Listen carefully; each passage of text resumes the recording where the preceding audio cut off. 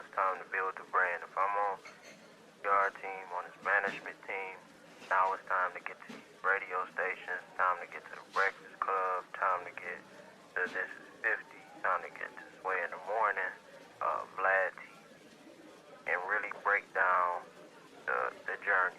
Let the people know how you got to be the unified 154th champion. You can't just let this moment go away because everybody doesn't get in this position. Everybody doesn't, some people would never know how that feels to be a unified champion. So you got to freeze that moment and also let the people know your story so they can attach to the brand so you can take it to the next level. That fight with Charlo is going to be a super fight. It can be big if you market yourself the right way, but you have to do that.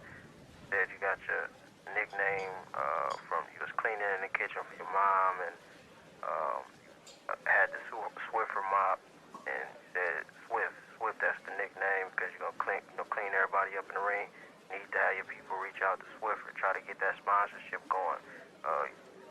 When you got the Proclamation Award, congrats on that from Prince George's County, that you were coming out with the merch line and you were going to make it bigger and try to sell it globally. You need to make that happen and announce all of these things when you go on this radio tour just to let people know about the brand, the Jarret Hurd brand, and try to take that brand to the next level. You have to go to these radio stations, let them know what's going on because the people don't know right now. You've accomplished what you needed to accomplish in the ring. Now you have to try to freeze that moment, whether it's with making a documentary series, getting certain sponsorships. I think that Swiffer sponsorship is very doable if your team makes the right moves, getting on these interviews, speaking at fights. You can speak at the big fights and do the announcement and the commentary, stuff like that. You have to put yourself out there to be bigger than boxing. You don't want to get stuck in the ring, but you don't have to do it in a disrespectful way like the Broners and everybody else. You ain't got to be flamboyant. You can just be around and have an opinion on things. You can't go on these interviews dry and not have an opinion about other big fights in the sport, or I'm just focused on me because the fans want to hear.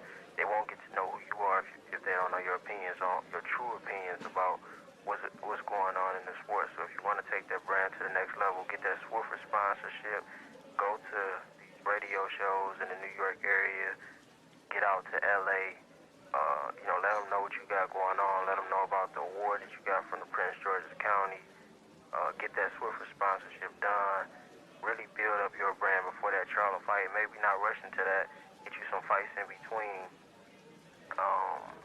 I would say even if you can get that belt from Saddam Ali, try to get that first and start working on the things that's going to put you in position to beat Charlo because it's doable, but you can't come the same way that you came against Lord. You can't come in and stay in that mid-range because the mid-range is where Charlo lets off his best power shot. So you want to you got to watch a little bit of Sean Porter film because both of you guys are unorthodox. So get in there quick because if you get to the short range, Charlo can't throw the big power shots and you're at the advantage. Or if you're at the long range and work off the jab, not in range to throw the big power shots. But if you sit in that mid-range and come in too slow like you did against Lower, and you're in position to get caught by that big power shot. So work on getting in quick, kind of like how Sean Porter does, or working on that outside with the jab.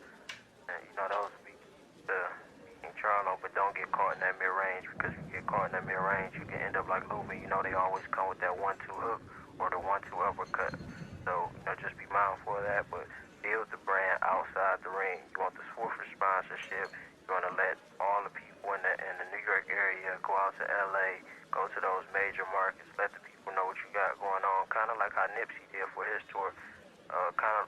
Look up all the interviews that he went to, and if you can kind of go on a tour of the states and let them know what you got going on and what you accomplished in boxing so they can get familiar with your brand, take the brand outside of the ring to the next level, and then maybe in a year or so, that fight with Charlo is just as big as a Terrence Crawford, Errol Spence fight, but you have to build that brand outside the ring because right now, people don't know who you are, but you got the accomplishments in the ring by beating one of the best in Hurd, and Trout is a very good opponent to beat as well, so build that brand outside the ring, talk to your team, talk to your people, get the merch popping. It's not like you have to have all these shirts printed up. You can just have a prototype people order and then get them made, talk to other boxers, see how they're doing it, and then you take that model and take it to the next level. But yeah, you can could definitely become a superstar in the sport. You gotta let the people know who you are, what you stand for, let them know the story. If you can get a little docu-series printed up, do that.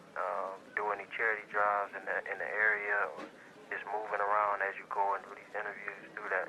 Definitely let the people know what you got going on and how you got to where you got to.